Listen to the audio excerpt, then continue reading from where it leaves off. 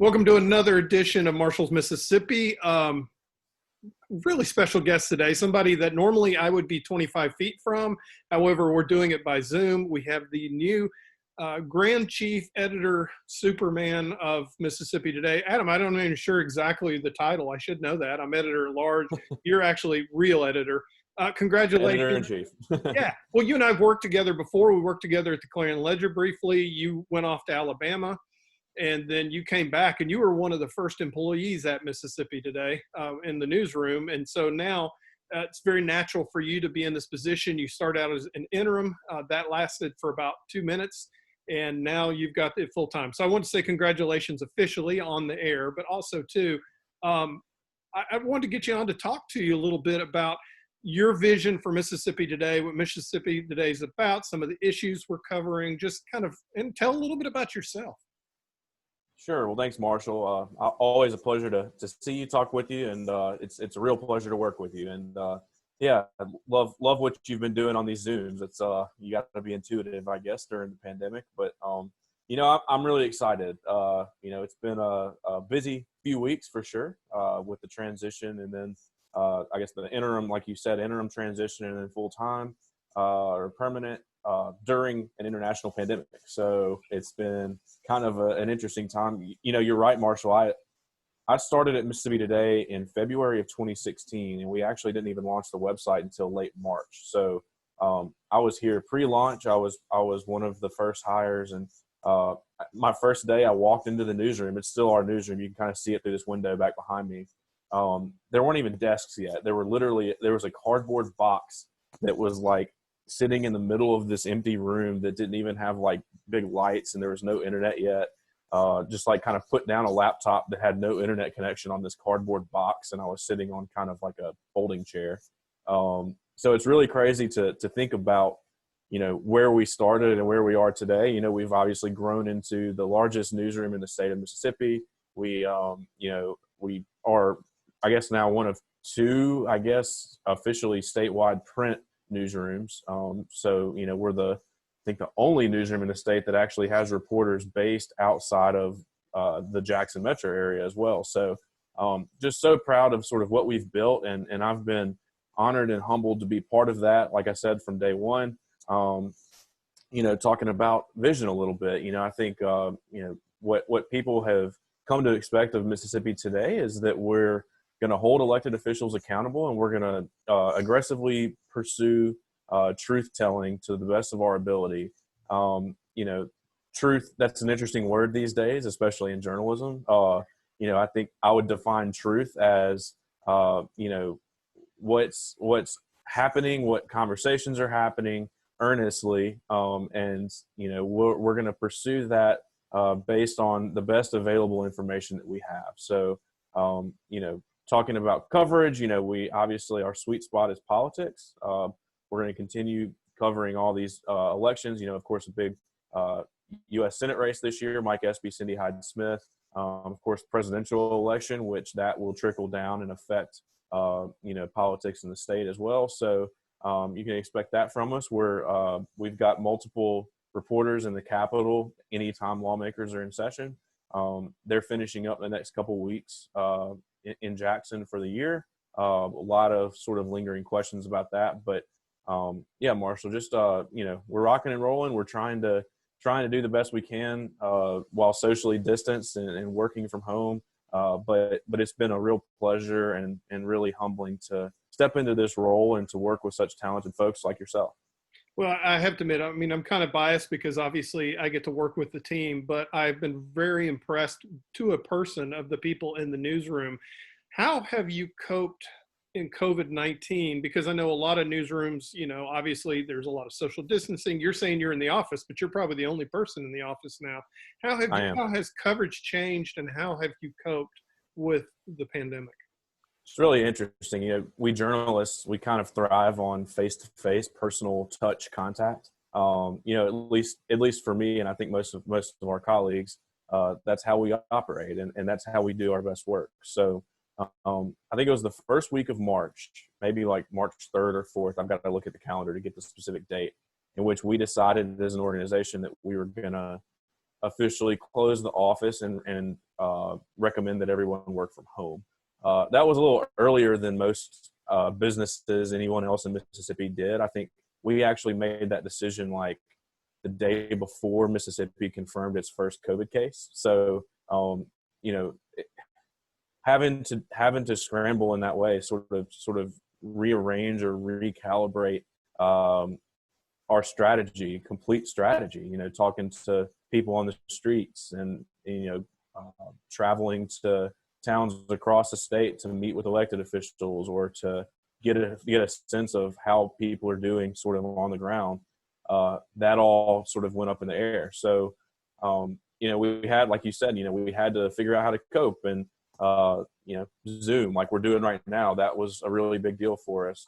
Working the phones, journalists, even if, in normal times before the pandemic, even if we preferred that person-to-person contact, we're really good with working the phones and working social media and email. And so, I think basically what it forced us to do was almost stay closer. It forced us to communicate even more closely with each other in the newsroom, just because we weren't together. It's not as easy to ask questions or to brainstorm a certain story idea or collaborate on a project with your fellow reporters if you're not in the newsroom with them. But working virtually from home has really forced us to communicate well with each other. And we're still, I don't think anybody's ever going to be comfortable with that, but I think we've continued to do good work. I don't think we've missed a beat in terms of our coverage. Our COVID coverage, led by Erica Hensley, our healthcare reporter, has just been top notch. And she's been doing that from home. Actually, that first week that we decided to work from home, Erica had just returned from a journalism conference in New Orleans, in which like somebody at the conference had tested positive. So that was kind of the first like realization for us that, man, this is real. This is spreading. It's coming our way. We need to take precautions. And so, it's been a challenge and adjustment, but it's been really interesting to just see how everybody has stepped up and worked well together and continued, providing great public service for Mississippians. I've had a 50-yard line seat on the changing of journalism over the last 20 years. I'm going from newspaper to now nonprofit news, online news. And one of the things that impressed me about the COVID coverage was that we're traditionally into deep dive journalism. And I think that's our strength, because we have the time and the resources to be able to sit down and dig deeper into governmental issues and other issues like what's going on with education, what's going on in the Delta. But like you said, to be able to pivot and go into coverage things, what are some of the other advantages to being a nonprofit newsroom as opposed to having one that has to depend on advertising? Yeah, I mean, you kind of just touched on this. This is my favorite part or one of my favorite parts of sort of this business model, the nonprofit business model, is that, we don't have the print deadlines to worry about. There are no physical hard copy pages to fill on a daily basis. So, in the traditional newspaper world, as a reporter, if I were on the City Hall beat, the Jackson City Hall beat, and there was this crazy story I was on that I knew if I could just get one more person to call me back, or if I could hold this until tomorrow morning instead of having to publish it tonight, the story would be even more powerful and meaningful. In the newspaper world, you could rarely do that. I mean, there was a hard deadline at the end of the day because pages needed to be filled.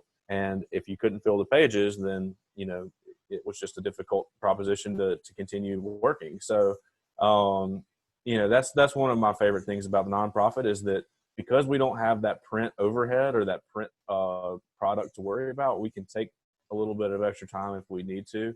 Like you said, I think our focus has been on deeper dives. I like to call it the day two story on day one, which is really rewarding. And I think readers appreciate that kind of coverage. But the other thing that I really appreciate about the nonprofit model is that, because we rely on grants and donations from individuals and foundations, we, and not advertising as most newspapers across the state have to, one of our advantages is that we get to provide our work for free to those newspapers who are struggling. So, pretty much every one of our political articles that's published at Mississippi Today gets picked up by any number of papers across the state. They get to use that for free. So it's solid, good reporting that they get to use for free, fill their pages with, and, hopefully drive some traffic and help further their business interests as well. So, the nonprofit, I think, and I could talk all day about sort of some of the benefits of the nonprofit model, but I think just like with the keeping the notion in mind that it's all public service. I mean, we do this because we want to serve the public, and we want to inform the public to the best of our ability. So that touches everything from the type of coverage that we do, that deeper type of coverage that few others in the state or no others in the state can do, but also helping out other newspapers across the state, and not just newspapers. We have partnerships with television stations who run our work, and websites across the state, news websites that also run it. So I feel like we're, in addition to serving the public, we're also sort of helping keep journalism in Mississippi alive as well by helping out those other news outlets. So just a really rewarding time to be sort of part of Mississippi Today, and again, working with all these talented folks who care so deeply about Mississippians and the future of this state. It's just a great thing.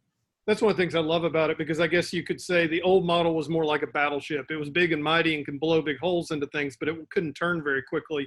But we've been incredibly nimble, and I think part of that nimbleness is really how well the team works together. And I just wanted to have you talk a little bit about a couple of the changes that you made in the newsroom. You promoted someone, and then we've hired somebody that I used to work with for many years at the Clarion Ledger. So tell us a little bit about those changes. Yeah. So another one of our very first hires, it was an early hire at least, Kaylee Skinner. I actually graduated journalism school at Ole Miss with her. We were in the same J school class, and you look walked so the older stage than her. together. I don't understand. It's my hair. That's what it is. I'm losing it all. So, but Kaylee, like I said, I'd been working with her side by side as a reporter since close to day one. It was not too far into our launch when we brought her on, and I think the two of us, we've been close, but she's been one of those people for me who, like, we have these deeper conversations about journalism and like the role of journalists in Mississippi and America today.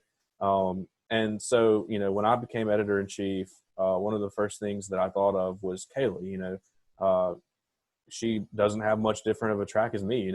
We sort of started as reporters and helped build this organization. And I just knew that she was somebody who needed to have a very prominent role in our newsroom. So she's now our deputy managing editor. So she's leading our team of education reporters. She's continuing to do some education reporting of herself. She's one of the things she's doing, which I'm really excited about, is she's leading what we're, I guess, tentatively calling a diversity committee. So a committee that's created, that she's headed up, that they're having very, very meaningful, difficult but meaningful conversations about our coverage in terms of representation of Mississippians. Who are we writing for? Who have we been writing for? Who do we need to be writing for? That kind of thing. She's just been, like I said, a good friend of mine, but a great colleague who deeply understands journalism in Mississippi, and I couldn't be prouder to have her by my side. Of course, working in tandem with our managing editor, Harvey Parson. And then the second tease that you gave me, Marshall, was another hire we've made recently, Jeff Pender, who is award-winning, Pulitzer-winning. He doesn't like to talk about that too much. Pulitzer-winning reporter who had been at the Clarion Ledger for a number of years. Before that, he was at the Sun Herald. That's where he won that Pulitzer as part of a team covering the aftermath of Hurricane Katrina. Jeff, when we announced the hire officially, I tweeted, I'm super pumped that I now get to brag about Jeff scoops instead of seethe over them, because me and him have done battle on political coverage over the years. Healthy rivalry, I guess I would call it, as every journalist should have, I think. But it's such a pleasure to bring his expertise to our political team.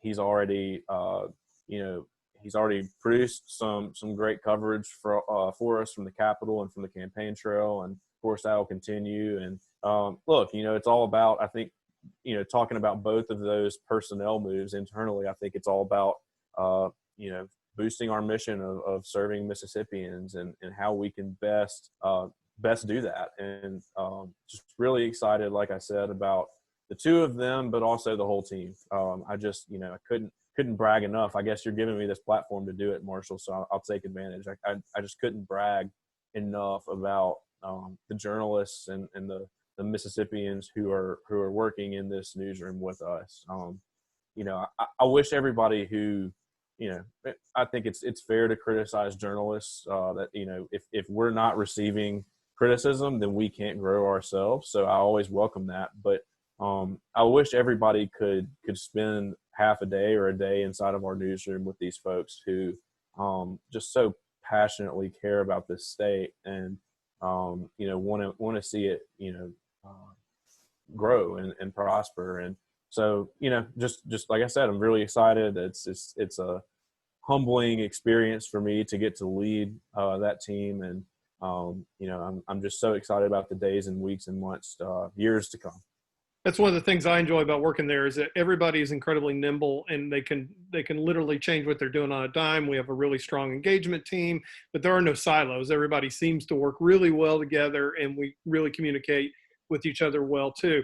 I was going to say, just in case anybody didn't know, that I have had 4 editors in the last 24 years of living in Mississippi, and you are the 4th editor that I have to deal with now. And so I just wanted to ask you, I hope it hasn't been too bad so far. No, Marshall. No, it really is a pleasure. I was talking to my mom the other day. She was asking me how it was going, and I said, one of the really cool things about this is, getting to work so directly with you. I have 2 of your books, I guess. One of those was a gift from my mom, actually, when I was in college, and it's just, I've been reading your cartoons and appreciating them as long as I can remember, truly, as long as I've been interested in journalism, certainly. And it's a pleasure getting to work with you, and just couldn't be prouder of that. Well, any final thoughts before I let you get back to work? No, I mean, other than just, support journalism across the state. I could talk all day about the newsroom in Mississippi Today, but there are some really hardworking, incredible journalists at newspapers and TV stations all across Mississippi who they are working in a very, very tumultuous time in our industry. We're getting criticized from the public. I think public trust of journalists is lower than it's ever been right now.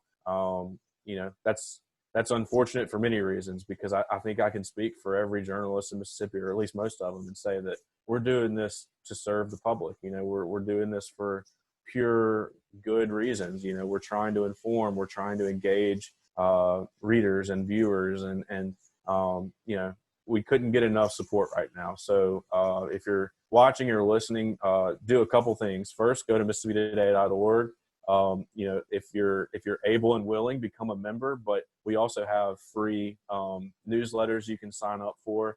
Follow us on all the social media. That'll all be very clear how to find that on our website. Second thing I'd ask you to do is subscribe to your local newspaper. It's very, very important that those local newspapers continue to run their presses. Without those, it makes our jobs more difficult. We won't have the ability to know what's going on in a small town in Northeast Mississippi without a local paper covering it first. So, just support journalism, no matter who it is, no matter what it looks like, because I think this state and this country needs that right now.